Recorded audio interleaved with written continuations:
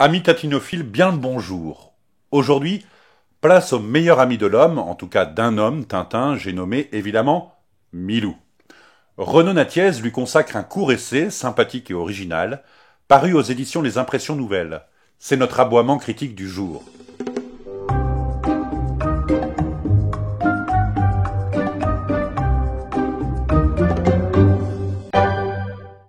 Ardent tintinologue, Renaud Nattiez a publié plusieurs essais consacrés à l'œuvre de Georges Rémy, dit Hergé, dont un dictionnaire et une étude sur les rares femmes de la série.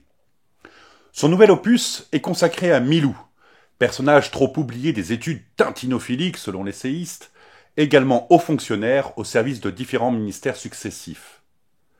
Cet ouvrage est publié aux éditions Les Impressions Nouvelles dans le cadre de la collection La Fabrique des Héros. Milou, le célèbre fox terrier, y côtoie désormais Jack Sparrow, Nosferatu, Batman, Sherlock Holmes et Dark Vador. Rien que ça. La thèse de l'auteur tient tout entière dans ces quelques lignes écrites à la fin de l'introduction, je le cite. Le succès universel de la saga nécessitait deux éléments clés, tous deux essentiels. Un héros et son double, l'original et son négatif, l'acteur principal et son joker. Milou, Joker de Tintin dans toutes les acceptions du terme, du Joker de la partie de cartes au Joker inversé de Batman. Si Tintin représente une espèce d'immaculée conception faite homme, modèle de vertu et de courage à toute épreuve, Milou est un personnage nuancé, portant le contraste jusque dans son nom même. Milou est le surnom de la première petite amie du futur dessinateur.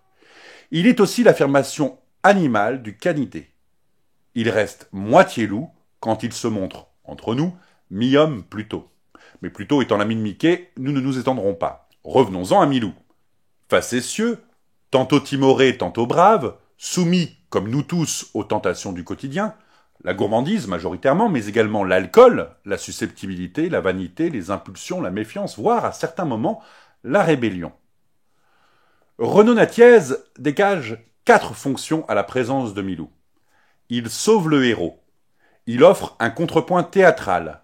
Il apporte une dimension ludique et il joue le rôle de transmetteur d'informations pour le lecteur qui, contrairement aux autres héros de la bande dessinée, comprend son langage. L'essayiste le compare à Scapin, Sancho Panza, puis un peu plus tard à Snoopy ou encore au chien d'Épicure. Cet essai, au fond, a le mérite de nous permettre de relire la série sous un angle original, multipliant les correspondances d'un album à l'autre, jouant des similitudes et des évolutions. Milou, seul compagnon à l'origine, partage peu à peu les planches avec des personnages colorés. Le capitaine Haddock, le professeur Tournesol, la Castafiore, les Dupont, vous les connaissez aussi bien que moi. Renaud Nattiez analyse bien la fonction narrative, théâtrale et didactique de l'animal, les processus d'énonciation du sens, de moteur de l'intrigue ou encore de décalage humoristique que le fox terrier favorise. À juste titre, il explique que la disparition progressive mais jamais totale de Milou peut être provoquée par le souci de réalisme ou de vérisme. Un chien qui parle, c'est sûr, ce n'est définitivement pas crédible. Il écrit à ce sujet, je le cite, « Le grain de la vraisemblance se fait au détriment de la poésie, du fantastique et de la dimension comique. » Mais reconnaissons toutefois qu'à trop vouloir dégager un sens à la présence du chien, au-delà des besoins de la bande dessinée comme telle, il en tire parfois des conclusions qui nous semblent un peu artificielles. Il discute de la sexualité de Milou comme d'autres discutaient autrefois du sexe des anges. Alors ça occupe peut-être, ça fait sûrement sourire, mais ça n'apporte finalement pas grand-chose, ni au 9e art, ni au lecteur. Même le développement sur la queue du chien, que n'importe quel bédéaste sait être un élément facile pour la narration, pour le comique, devient le lieu de spéculation psychanalytique de caniveau. Mais pour un chien, vous me direz, c'est peut-être adapté. Bref, nous sourions de temps à autre, en lisant par exemple les origines sociales de Milou, y voyant un plaisir d'exégète de s'interroger pour lui-même. Milou est, nous dit l'auteur, un prolétaire au goût bourgeois. Et donc, rien, c'est tout, il est un prolétaire au goût bourgeois. Même l'invocation de Nietzsche dans le titre de l'essai, Milou humain trop humain, nous semble un peu grandiloquente au regard de la mince explication proposée. L'ensemble reste néanmoins très plaisant à lire.